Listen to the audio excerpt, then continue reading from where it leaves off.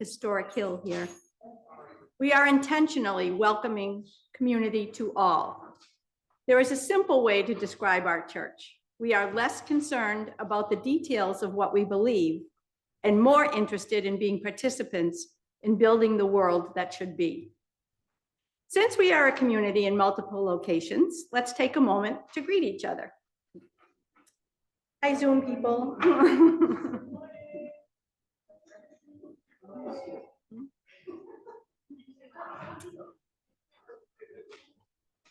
I have a few announcements this morning. This coming Friday, November 22nd at 6 o'clock is our monthly penultimate potluck. Bring a dish to share, and there might even be some karaoke.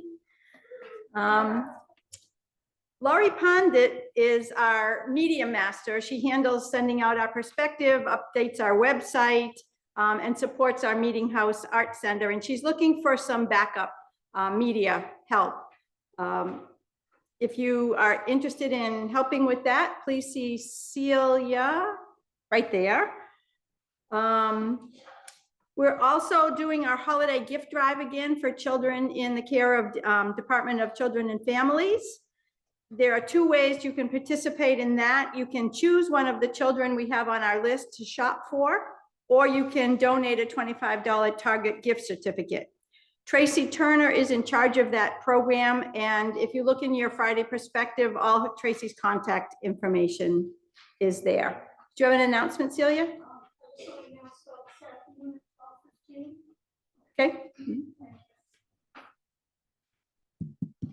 Hello, good morning. Just an invitation and a reminder that at 12:15, Kay Ruck, who's here, can you just wave, put your hand up? She's a Northboro neighbor, and she is interested to share her synopsis of 2025, the Heritage Foundation 2025 plans. So it will be here at 12:15 in the meeting house. So please come if you're interested, and also will be available on Zoom.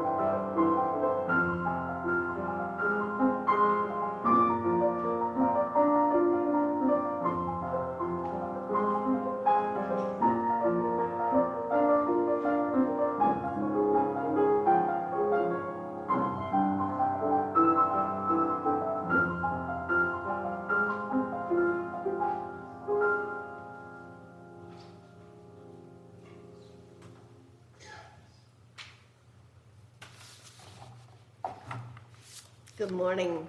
It's wonderful to be with you again. It is a wonder and a mystery that our paths have crossed, that in the immensity of time, in the vastness of space, we coincide now. I'm in awe at the ways in which our lives intersect and intertwine, at the beauty we create when we gather, even when some of us aren't visible, or at least to me, high out there in Zoom land. May our coming together make us more compassionate, more just, more caring, and more loving. May our hearts and minds be open to this offering. Let us worship, let us marvel at the miracle of being together right now and the mystery that has brought us together. Come, let us join together in the celebration of life. And these chalice lighting words are adapted by Annie Dillard. High above us, the sun shines. Below our feet, the earth still simmers with its first fire. Somewhere between the stars and the earth's core, we live and weep. We ask and laugh and answer. We light our chalice in amazement at such wonders abounding. Let us sing together for the beauty of the earth. It's number 21 in the Gray Hymn Book. And please rise in body or in spirit.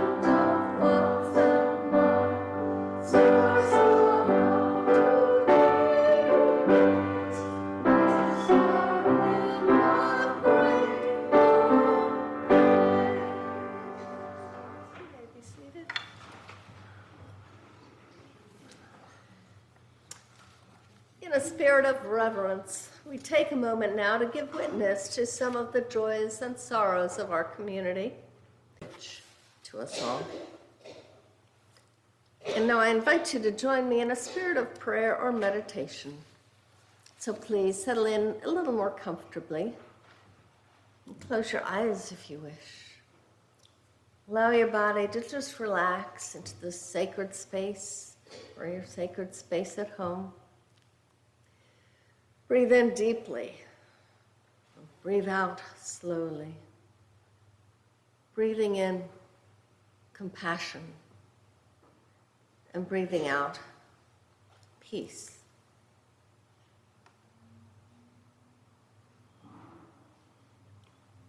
O maker of order and shaper of beauty, we are grateful for the world in which we live.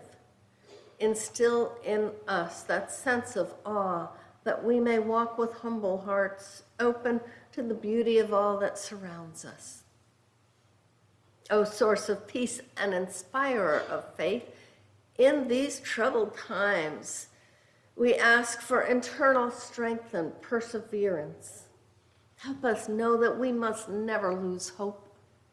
Help us to act in the world in ways that continue to lift up those who have fallen, to bind up the broken, and to uphold the dignity of the oppressed. O giver of life, we hold in our hearts all who are harmed by the continuing war in the Middle East. Help us all to keep our hearts open to all who suffer while we work for peace and understanding here at home. O forgiver and hider of faults, accept us as we are. Help us to know that in the face of all that we fear, we are enough. We can love and we can be loved, just as we are. O patient one, grant us peace in our minds, peace in our bodies, peace in our church, and peace in our world. Let us pause for a few moments in silent reflection.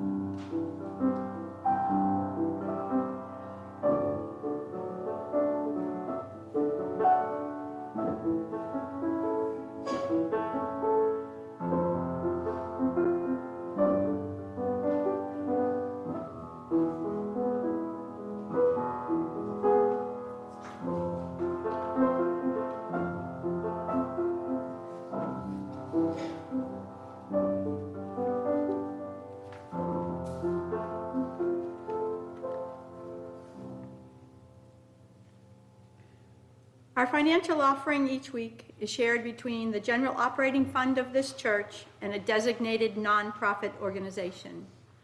For the month of November, our half-plate contribution will go to the UU Emergency Relief Fund. This fund is currently helping those affected by the recent hurricanes. May we continue to be as generous as we are able.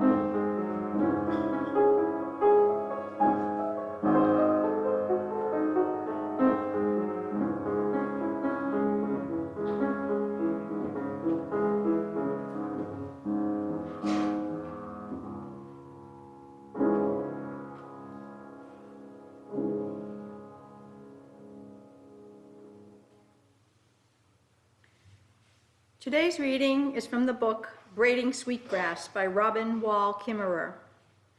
This selection is about a field trip the author took with Southern Christian students enrolled in her college botany class. For 3 days, they had wandered all over the ecological map. the author teaching them the scientific names and information about the species they encountered.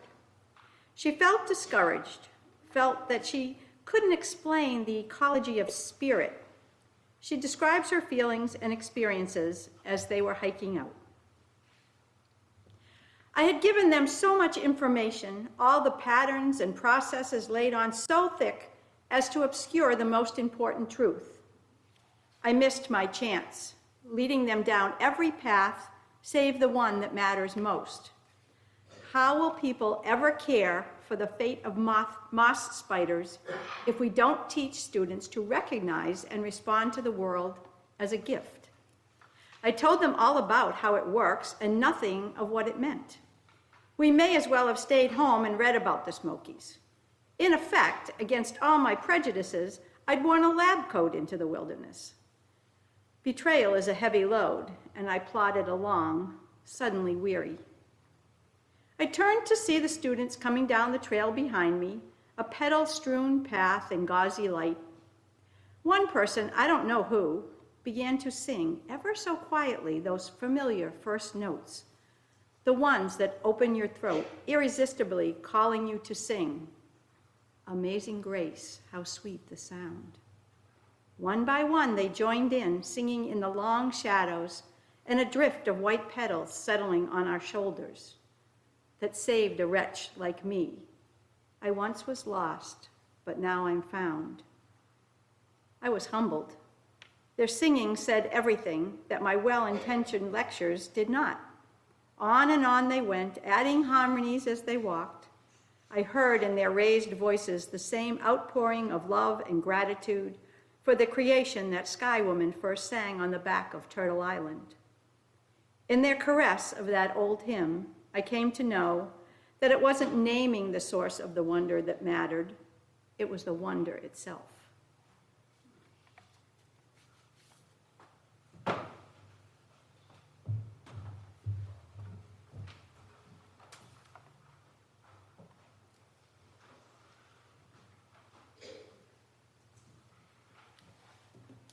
Well, growing up in the far, cold north country of New York State, I saw the Northern Lights a few times, riding my bike home from downtown, for instance, and there they were.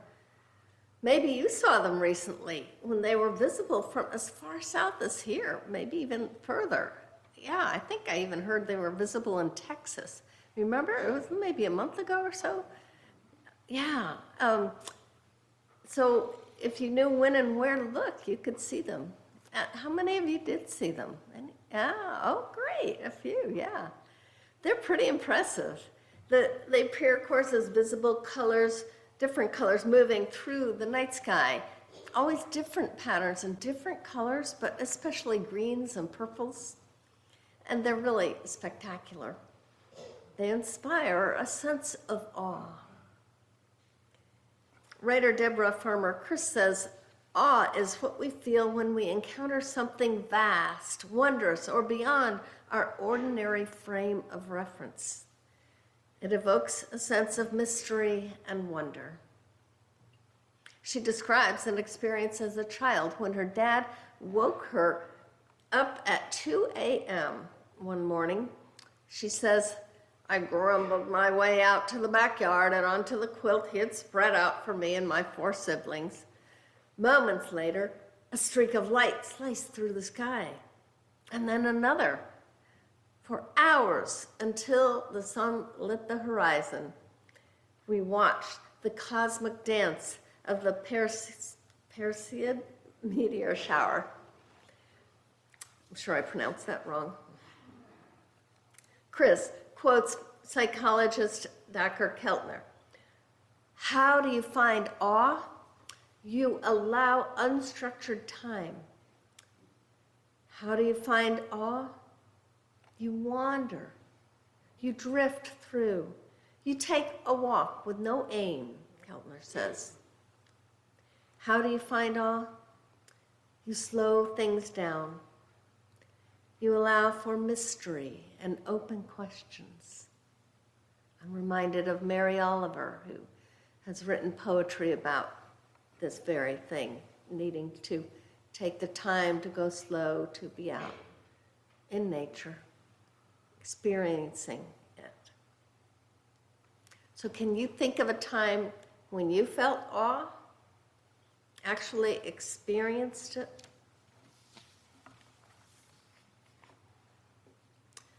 Typically, we do experience awe outdoors, in nature. A dark sky full of stars, far from city lights. The Milky Way, meteor showers, northern lights, or a view from a mountain, looking out over a beautiful wild landscape. I've realized that my camera, my photos, is just full of those as I finished in end of September my quest for the 48 4,000-foot mountains, over 4,000 feet, in the White Mountains of New Hampshire. So just one mountain view after another. Or you can be seeing one of the many ways nature displays engineering skills greater than any human engineer can imagine. The power of a large waterfall, or overwhelming beauty, a field of sunflowers, a hillside of trillium, a spectacular sunset. So a little while back, I read the book Braiding Sweetgrass by Robin Wall Kimmerer, and it's a book I highly recommend. Kimmerer is a Native American with a PhD in botany, and both inform her understanding of plants and of nature in general. The book is full of ways we can shift our perspective from seeing nature as mechanistic to seeing it as alive, as someone we can be in respectful relationship with, a relationship of love that inspires humility and awe. When she was just starting college, enthusiastic about going, Kimmerer's advisor asked why she wanted to major in botany. Among other things, she told him that I chose botany because I wanted to learn about why asters and goldenrod looked so beautiful together. And the advisor said, Miss Wall, I must tell you that that is not science. That is not at all the sort of thing with which botanists concern themselves. Miss Wall, later Kimmerer, wanted to know why. Why do asters and goldenrods stand beside each other when they could grow alone? What is the source of this pattern of purple and gold that is so beautiful to us? Why is the world so beautiful?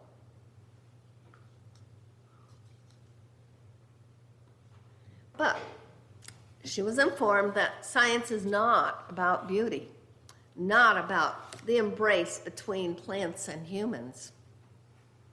And so she gave up the worldview she had grown up with, a worldview she describes as a natural history of experience in which I knew plants as teachers and companions to whom I was linked with mutual responsibility.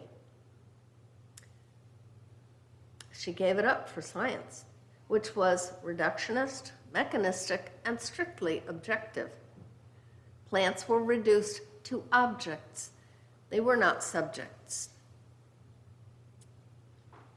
When she was in graduate school, she received an invitation to a gathering of native elders, a talk about traditional knowledge of plants.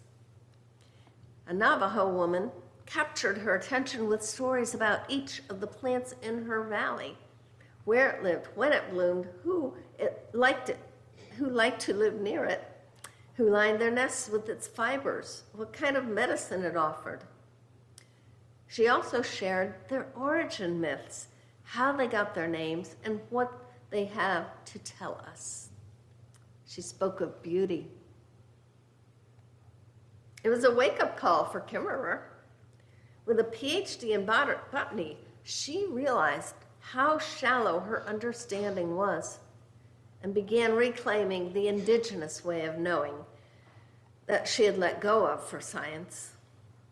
She came back to the question of beauty, to the questions that science does not ask, not because they aren't important, but because science as a way of knowing is too narrow for the task. She didn't give up the scientific way of knowing and went on to teach college, but now she affirmed that we see the world more fully when we use both ways of knowing. Nature is at the same time both material and spiritual. So she uses both in what she describes as a dance of cross-pollination that can produce a new species of knowledge, a new way of being in the world. Being open to the beauty of the world, engaging it with a humility that allows us to experience its mysteries with awe, even as we try to understand them, embracing the creation with love and gratitude. This is what matters. This is what nurtures us and the living world around us.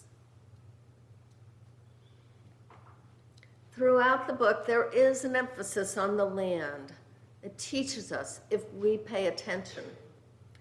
If we watch what nature does when left to her own devices, she can teach us how to live in harmony together. She can teach us what she needs, and she can teach us what we need. The land has a deep knowing, its own way of surviving. If we listen and learn from it, it can help us learn how to survive the planetary crisis we're in. Another repeated theme in the book is mutuality or reciprocity. In the relationship we have with the land, just as in any relationship, there is both giving and taking. They must be balanced. We can't just take what we need without giving something back. Kimmerer says, if we are fully awake, a moral question arises as we extinguish the other lives around us on behalf of our own. Whether we are digging wild leeks or going to the mall, how do we consume in a way that does justice to lives we take? She tells of the indigenous canon of principles and practices known as the honorable harvest, an unwritten set of rules that govern our taking, shape our relationships with the natural world, and rein in our tendency to consume, that the world might be as rich for the 7th generation as it is for our own.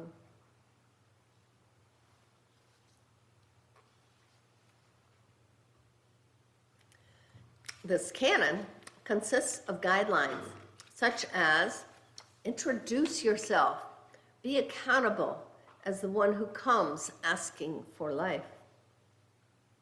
And another one, ask permission before taking, abide by the answer. This implies that we know how to listen to the plant or animal or mineral so that we can hear their answer. Also, take only what you need. Take only that which is given. Never take more than half. Leave some for others. Harvest in a way that minimizes harm. Use it respectfully.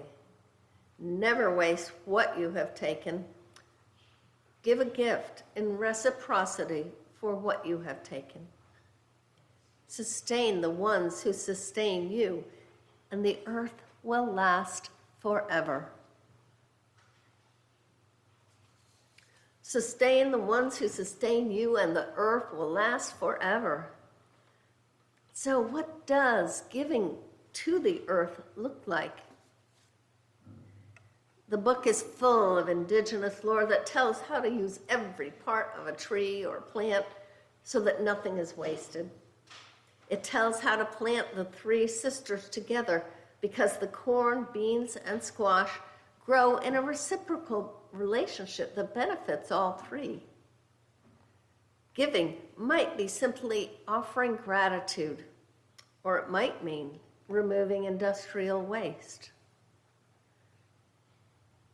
In a chapter about restoring land devastated by industry, Kimmerer says, we may not be able to restore the Onondaga watershed to its pre-industrial condition. The land, plants, animals, and their allies among the human people are making small steps, but ultimately it is the earth that will restore the structure and function, the ecosystem services. We might debate the authenticity of the desired reference ecosystem, but she will decide. We're not in control. What we are in control of is our relationship to the earth. Nature herself is a moving target, especially in an era of rapid climate change.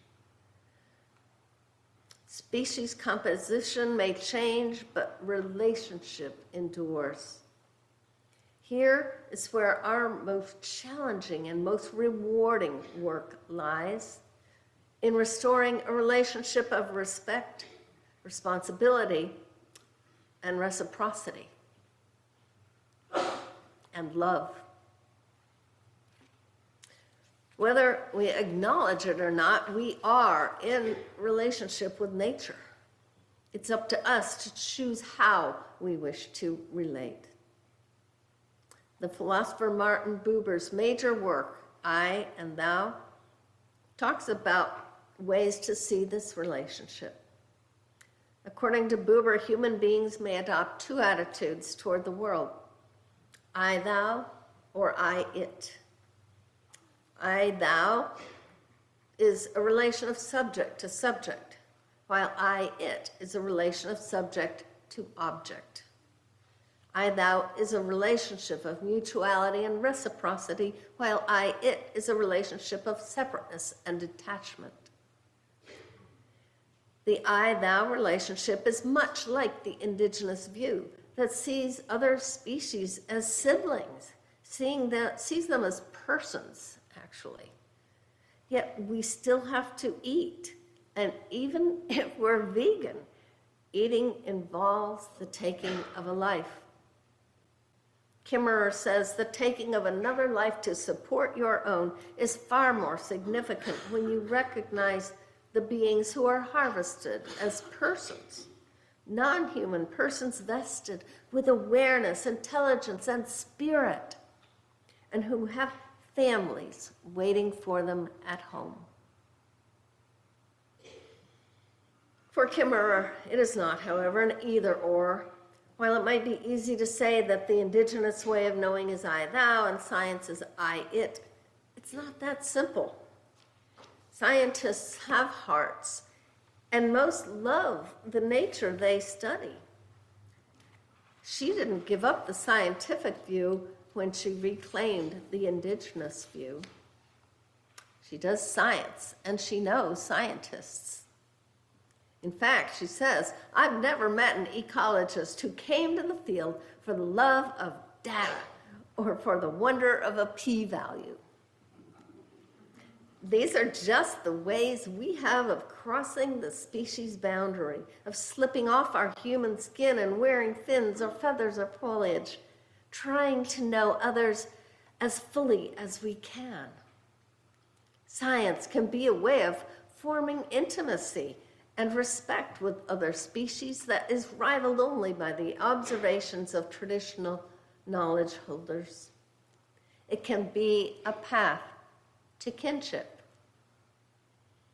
And furthermore, doing science with awe and humility is a powerful act of reciprocity with the more than human world.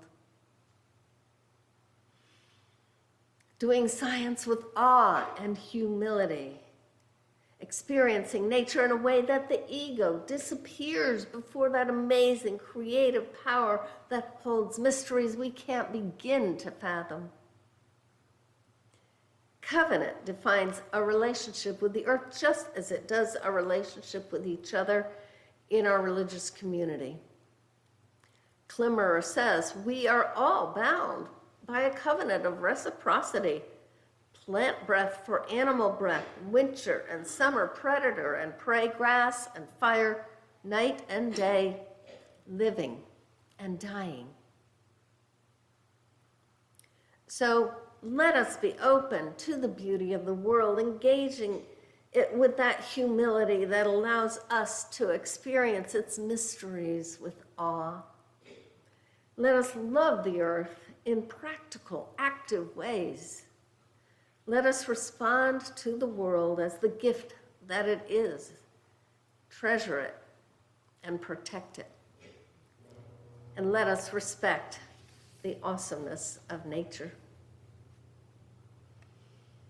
So let us sing once more, Blue Boat Home. It's in your teal hymnal, number 1064.